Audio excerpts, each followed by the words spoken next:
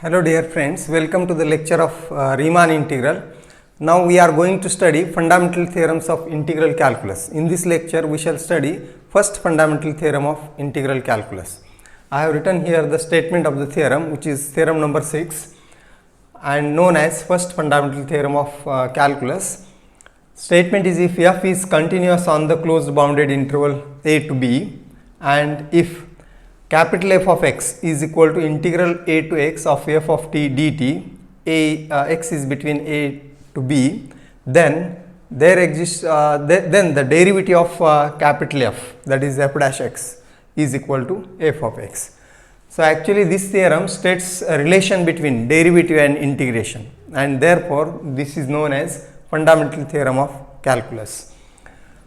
Here f is continuous on closed bounded interval, and because f is continuous on the closed bounded interval, by the existence of Riemann integral, we know the function f is integrable, and therefore the integration of f of t dt from a to x exists. And if this integral exists, it must be equal to some function, and that function is written as capital F of x. And now what is relation between capital F of x and f of x? The derivative of this capital F of x is equal to f of x. So that is the relation. If the integration of small f is capital F of x, then the derivative of capital F is equal to small f. So actually we have used this relation as antiderivative, but here it is not considered or not defined in terms of antiderivative, but defined in terms of integral. Integral exists means that there is a function f, capital F, and for that capital F we have derivative of capital F is equal to small f.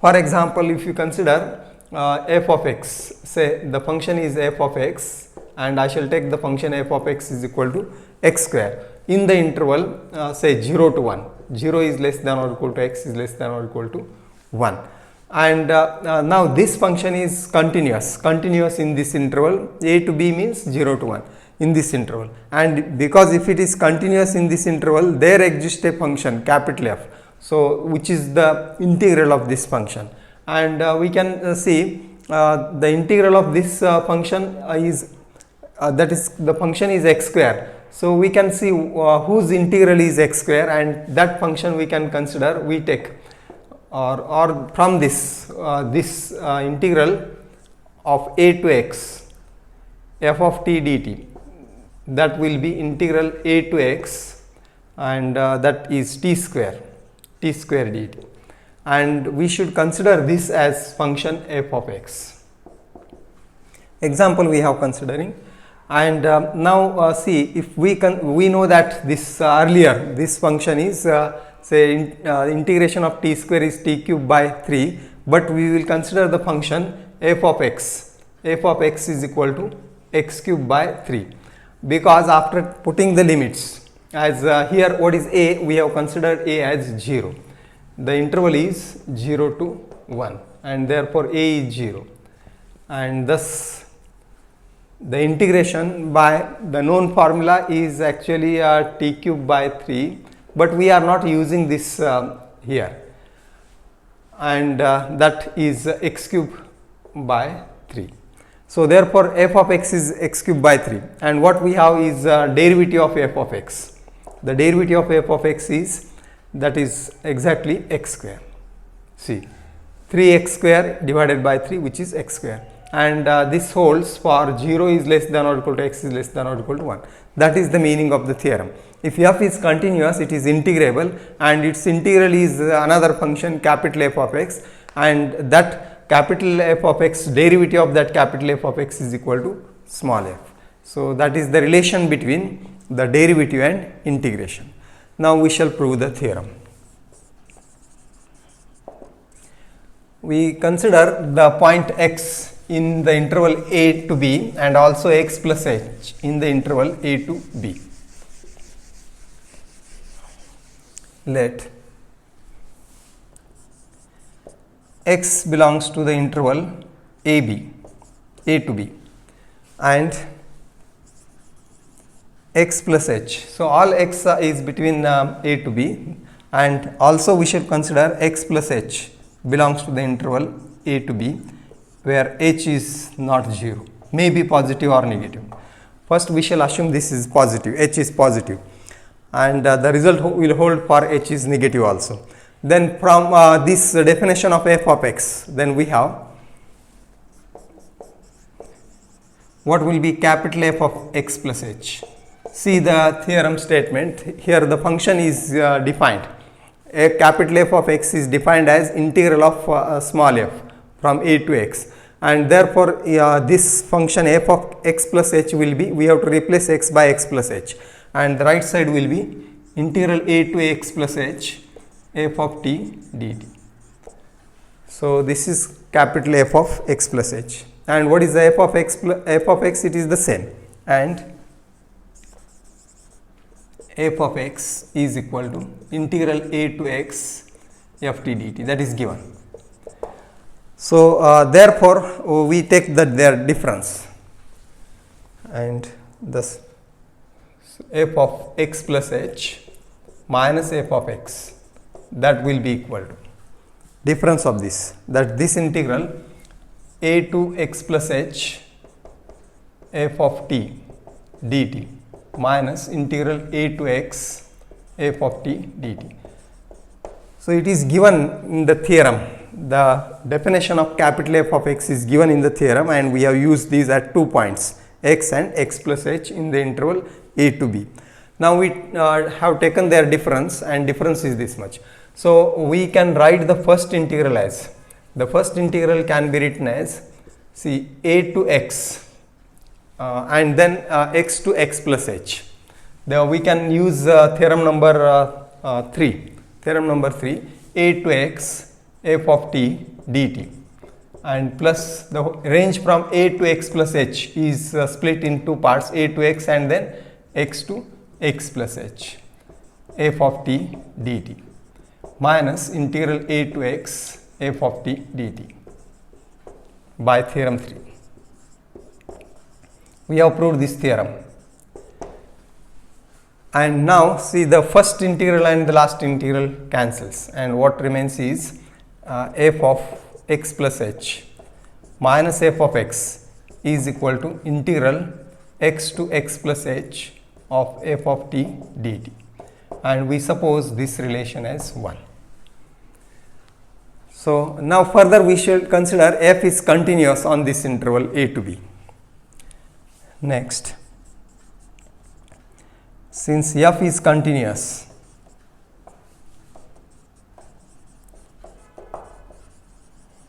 on the closed bounded interval a to b, f attains its maximum and minimum value in the interval. So that is the characteristic of continuous function. If the function continuous, it takes every value, and if it takes every value, it attains its minimum and maximum at some point. So f attains its maximum value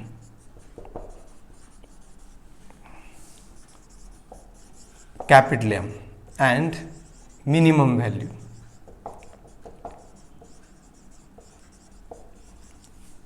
small m at some points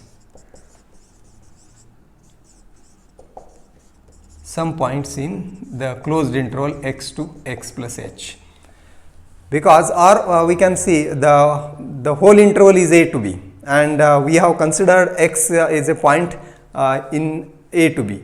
So therefore we can consider the interval and these 2 points x to x plus h. So instead of the interval a b, the function is continuous, that is right, but we will restrict that interval as x to x plus h. X to x plus h. The original whole interval is a b. The interval is a b, and we have considered x is one point here and x plus h is another point. And therefore the function is continuous on a b, so it is also continuous to x to x plus h. And because it is continuous, it attains maximum value and minimum value at some points in this. So that means, see, if this is the case and x to x plus h, function is continuous in this interval So therefore it will attain say maximum value and minimum value at some points. So it attains say maximum value at these points, this point say to distinguish this. So this is the minimum value and it attains this as the maximum value at this point, end point, and not necessarily at point, any point between this x to x plus h. So that is the meaning, and therefore we have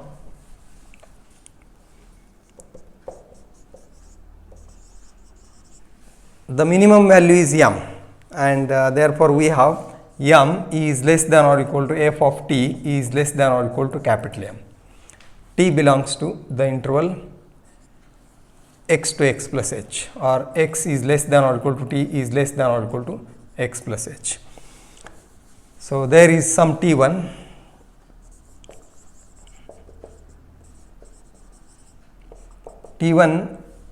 t2 belongs to x plus h such that this m is equal to function's value at t1 small m and capital M is equal to function's value at t2. So there are 2 points in this interval where the function is minimum and maximum, and every value of the function lies between minimum and maximum value. So this is the relation we have. Now we shall integrate this in the range x to x plus h. So therefore we have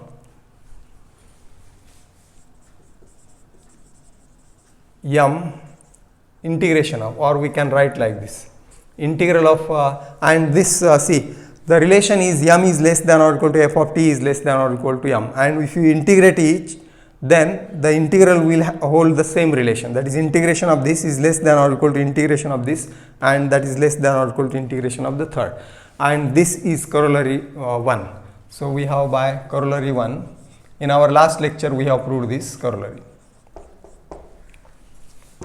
Integration from x to x plus h of m dt is less than or equal to integration of f of t from x to x plus h, and that is less than or equal to integration of capital M dt. Now we should see that here small m and capital M are fixed, minimum value and maximum value in the range is fixed or constant, and therefore if there is a constant in the integral, we can write the constant outside the integral. That is our theorem number 4. Integral of lambda f, where lambda is constant, is written as lambda times integral of f, and therefore this integral I can write m integral x to x plus h 1 dt is less than or equal to, the middle integral we will write as it is, and this is less than or equal to, this capital M is constant, we will write outside the integral, and 1 dt remains. So this is by theorem 4. This is by theorem 4, and this result we require further. So I shall keep this as it is and write below. Now I will continue this step, above step below. See, what is the integral of 1 dt? Integral of 1 dt is 1 is a constant function, its maximum value and minimum value will be the same, constant for a constant function, and therefore this will be only the length of the interval x to x plus h into 1 into length of the interval. And what is the length of the interval? X plus h minus x, which is h. So therefore this integral is h. So because we don't know the formula for integration of 1, actually it is integration of 1 with respect to dt is t, and then if we put the upper limit and lower limit on t and subtract it, we get again h. But instead of using that formula, we will see that this is a constant function 1, so its value remains 1, and into the length of the interval, that is length of the interval x plus h and x, which is equal to h, and therefore this is 1 into h, that is h. This integral is h, and thus this we can write mh is less than or equal to, and this will write as it is x to x plus h f of t dt, and similarly on the right this is m into h, or if you want you may write, since integral x to x plus h 1 dt is equal to length of the interval 1 into length of x plus h, which is equal to h. So this is the result we have used, and now what we should do is divide by h on this inequality. Dividing by h,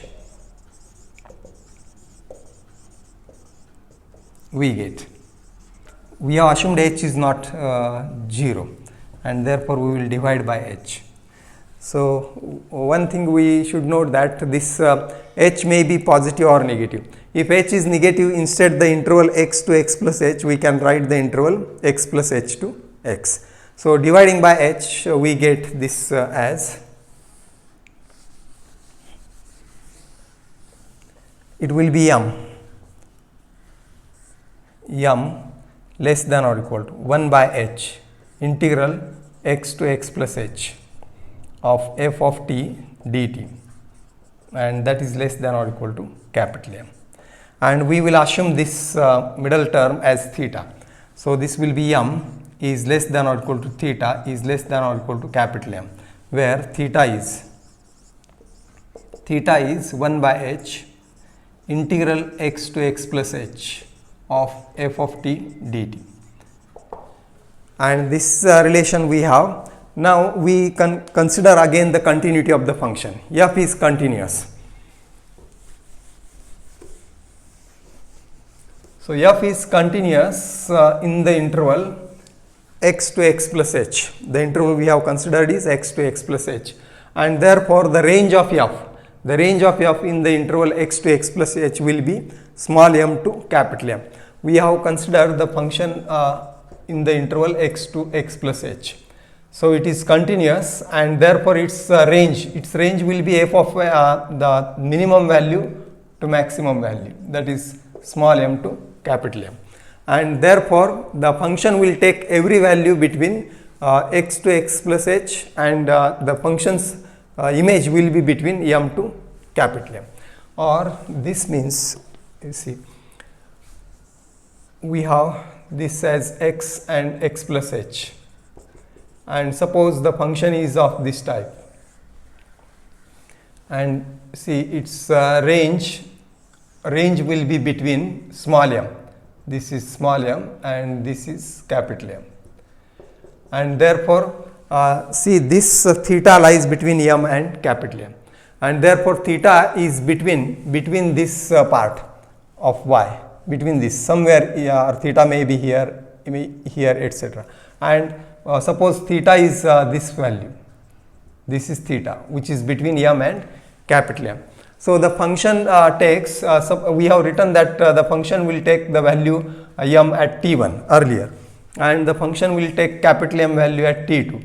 The function will take theta value, which is between small m and capital M, at some point, and that point we will write as c of h, because it will depend on the length of the interval, and therefore that point is denoted by ch. So this fact now we shall write.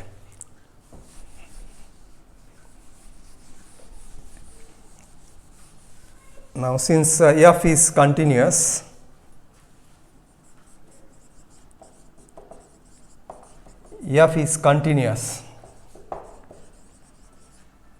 on the connected interval x to x plus h, it is the interval is connected, that is no separation is there, and therefore the range is also connected, that is range is small m to capital M. All the value of the function will be between small m to capital M, and since this is continuous on this interval x to x plus h, its range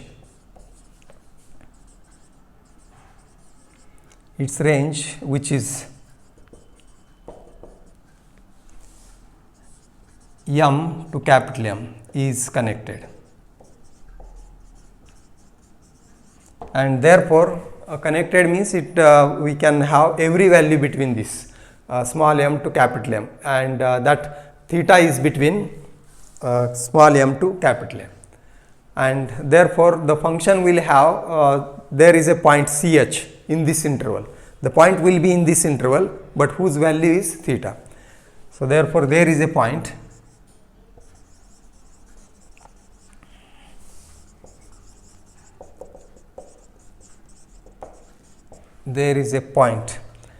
say ch belongs to the interval x to x plus h. See the figure. This is between x to x plus h, such that f of ch, or we can write f of ch is equal to theta. And thus we have written this theta as f of ch, and now we can write further, but we will use this also, that equation 1. So we have f of x plus h minus f of x is this integral x to x plus h f of t dt, and that we first use that. Now by 1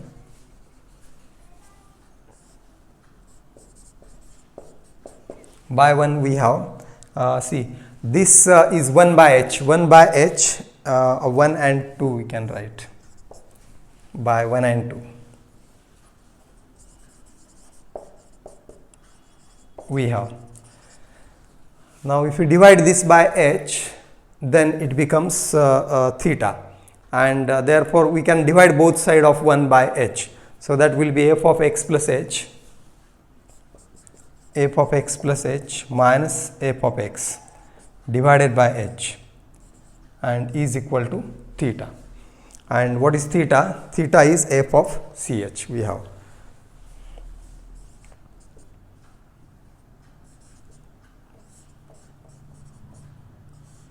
And we now suppose see this is divided by h, that is then that becomes theta. So both sides we have divided, and theta is f of ch. Now we will consider again this relation as 3. Now ch belongs to this interval x to x plus h, but c of h belongs to the interval x to x plus h, and therefore as h tends to 0, what will happen? As h tends to 0, the interval will reduce to 1 point, and then ch will be again equal to x. See, as h tends to 0, this point will approach towards x, so ch will approach towards x only, and therefore as h tends to 0, ch will approach towards x, or that can be written in limit form, that is limit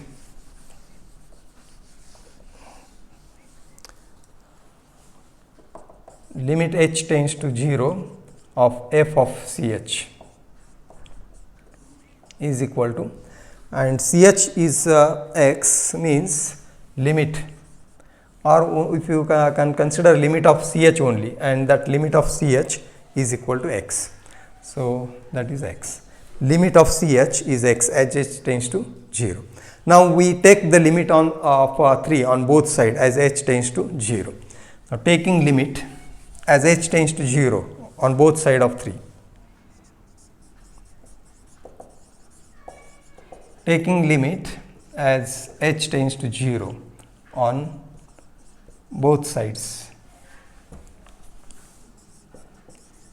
of 3, we get, see the third relation, it is here. So we get, I shall write here, this we have used, and we will take the limit of this as h tends to 0. Limit h tends to 0 f of x plus h minus f of x divided by h is equal to limit of f of ch.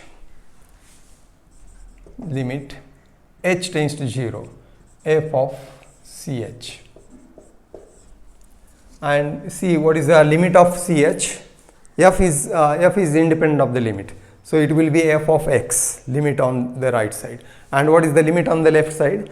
This is the definition of derivative. F of x plus h minus capital F of x divided by h, limit as h tends to 0 is f dash of x. That is, and or we can write thus, this is f dash of x, and right side is f, and limit of ch, here it is, limit of ch is x. So it is small f of x, and here x is between a to b. X, a is less than or equal to x is less than or equal to b, and thus this proves the theorem.